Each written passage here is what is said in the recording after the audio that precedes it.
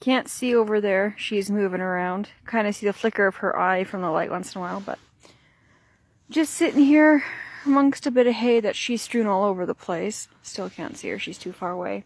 Can't even see the horse over there under that light. Oh, sorry, you just got my feet to look at for now. But, Flynn and Jasper are gone. They're off to new homes. I'm also not at the stables that I was at before, which you guys should know if you watch any of those videos with them in it. The more recent ones. Right here, as you can see, these are metal panels. I am no longer at my property. I am at, well, I call them the fairgrounds. The fair is hosted here when it comes around. But, when the fair isn't here, otherwise it's just a stable yard area, I guess. Yeah, I'm in one of the paddock pens here. And with, Jasper and Flynn gone, I had room to take in another horse or two. I actually still going to have two. Right now, you can't see her because she's standing all the way in the shadows over there, and I don't think even if I zoom in, it'll make a difference. But, yeah, she's trying to figure me out.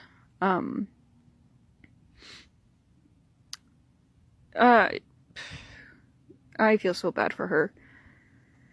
She's my current rescue. I'm just gonna turn the light away from her just so she doesn't feel like it's blinding her. But, she is not what I expected. I was going to be working with a rescue, with taking in one of their horses and, giving her some training and whatnot, and if her and I clicked, then I would keep her, and if we didn't, well, then I would, find her a good home after she's had some training, and, you know, I get some of the money from the sale, and some of the money from the sale also goes to the rescue, kind of help each other out. Now I'm trying to go into the rescue thing, so figured that was just the perfect way to go. Anyways, this mare is, she is nothing at all what I expected. She needs a lot of care. She's not even the height that I was told she was. She's very much a pony, not a horse. In size, I mean. Oh, I feel so bad for her, honestly. I will do a video in the daylight so you guys can see better. But yeah, that's what's going on. Jasper and Flynn are a new home, and I've got... Hey guys, so here I am working with a little Maya. I had to use the rope. She wouldn't let me get closer with a halter. The first time I tried to, she actually tried to bite me, so I didn't go with the rope halter at first. I used the lariat. I just used it to drape it over her head. She wasn't too fond on it, but I didn't actually have to rope her. I was able to, at a distance, just reach my arm out and put it around her neck. And once I got it on her and we practiced a little bit of leading like that, that's when I brought the halter back. And as you can see, she really doesn't like my hands or anything going around her head. So I just practiced a lot of desensitizing and being very sloppy, so to speak, with putting the halter on just to help get her desensitized to it. And yeah, towards the end there, she started to figure out, you know, I wasn't going to actually do any harm to her. She's very defensive. She's not trying to be mean, she's just trying to look out for herself kind of thing. So yeah, once got the halter on her, took off the lariat there. And then we proceeded to work on some desensitizing. I wanted to make sure that she would know that even though I have a rope and stuff, I'm not going to hurt her. So I did brush her a little bit to get some of the sawdust off, because she loves her sawdust bed and is always covered in sawdust when I get there. So yeah, I just practiced throwing a rope over her. As you can see there, for a bit she wanted to move around, and then she realized it really wasn't that bad and settled down. So with this girl, she's supposed to be 6 to 8 years old, roughly. She did have a baby in the spring, and there was a bit of a weaning process, I think. I'm not entirely sure, but yeah, she just showed up about 2-3 days ago now. This is just the first time I was able to get a video of during the daytime. Normally by the time I get to work with her, it's after work and it's already dark out thanks to it being winter. I was told she was about 14 to 14.2 hands high. She's much smaller than that. She's maybe 13.3 at most. Yeah, she's not too bad. Here, I was working on asking her to yield her hindquarters. I'd already done the other side, and she was doing good. Only asking for one step at a time. Today's just an introduction to a few things. So here you can see I asked for one step. She did good, so I stopped asking and I rubbed her. And then I went to ask again, and she decided she had enough of that. So with her swinging her hip at me, you know, that's kind of dangerous and don't want to get kicked. I don't want anyone else to get kicked if they were to do anything and all that. So I had to get after her a little bit. But then I just let her stand there and think about it. And she did a little bit of licking and chewing. And once she had a moment to think, I brought her away from the fence so we could try again.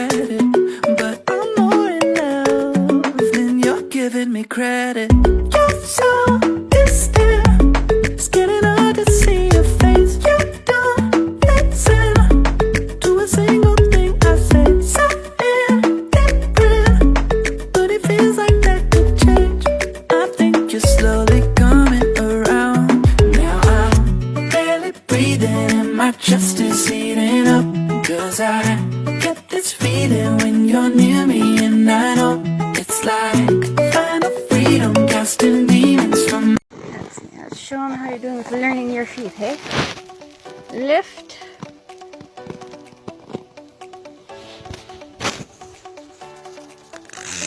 Yeah, there you go. Good job. Yeah. Alright, now you're gonna lift. You can lift that leg and hold. You gotta hold it for a second. There, you're relaxed. Good girl. Yeah, good girl. One more time. I gotta adjust that a little bit. Oh, good job. You did that one on your own. You're a smart cookie. Now that you did that, I gotta touch it with one hand. There.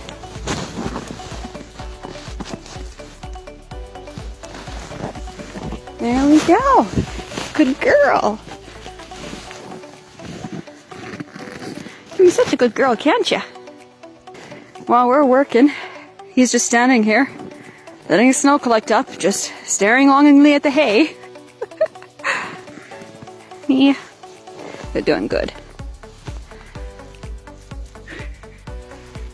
Somebody's getting all sleepy. She's learning and starting to get sleepy. She doesn't like much when the hand goes above her head or her ears, but as you can see, she's getting better. Hey Maya, you're doing so good. Let's do that the other side.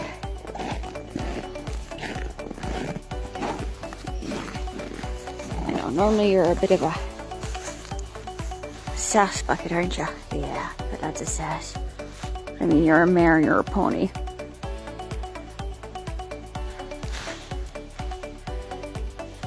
One thing she's discovered, she likes being scratched right under there.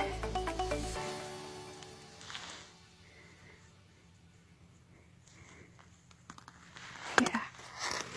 And then she realizes she's enjoying it, and then she's like, oh no, I can't enjoy that. She also likes right in here. Yeah, I can see her eyes closing. Feels good. Oh, there she goes, yeah. There's some licking and chewing. Yeah, you're a good girl. Above the ears. Good girl. Hi, Jay. Well, Maya has been making fantastic progress lately. It used to be a big ordeal to catch her, but as you will be able to see in this clip, I didn't even have to use the lariat. Now, the lariat never actually roped her. I just, she would only let me take the loop and put that over her head before allowing me to put the halter on. So as you can see in this video, she's getting to the point where she's letting me in closer, so I was able to actually just put the halter on. I was rubbing over her nose a bit just to get her to realize nothing bad was going to happen, because that's the one part she doesn't like about getting the halter on, is it going over her nose. Overall, she did pretty good. That's the second time so far she's let me come up without needing to use the lariat. I'm still bringing it as a backup just in case. She's not exactly consistent with it yet, but every step is progress. Now here I'm just working on getting her to pick up her feet, hold up her feet, and let me tap on them, wiggle them around, all that stuff.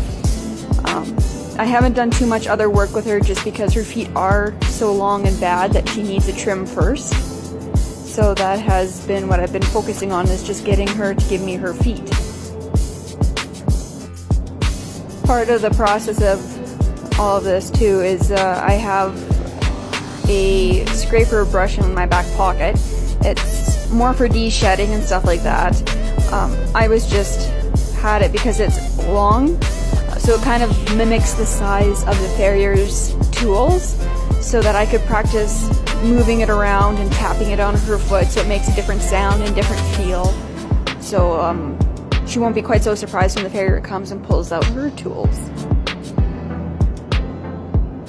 And as you can see, she's doing pretty good. She's getting all nice and relaxed.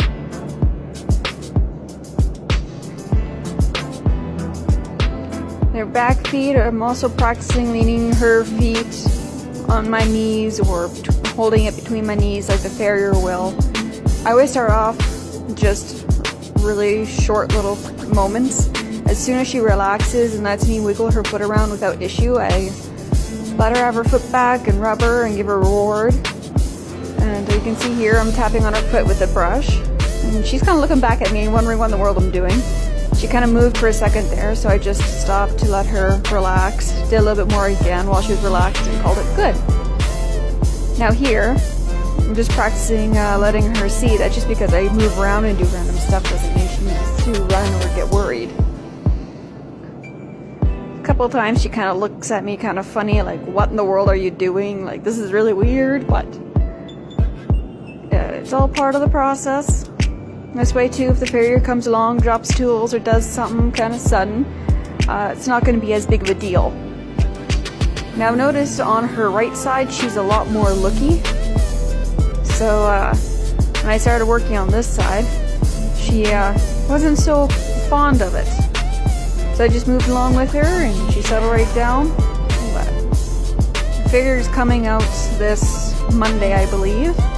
And then her feet will be all good and we can start working in the round pen and get her going in other areas too. So yeah, it's just a little update with where she's at, and pretty soon I'm feeling she's going to progress quite well once her feet are all trimmed up and she can move better.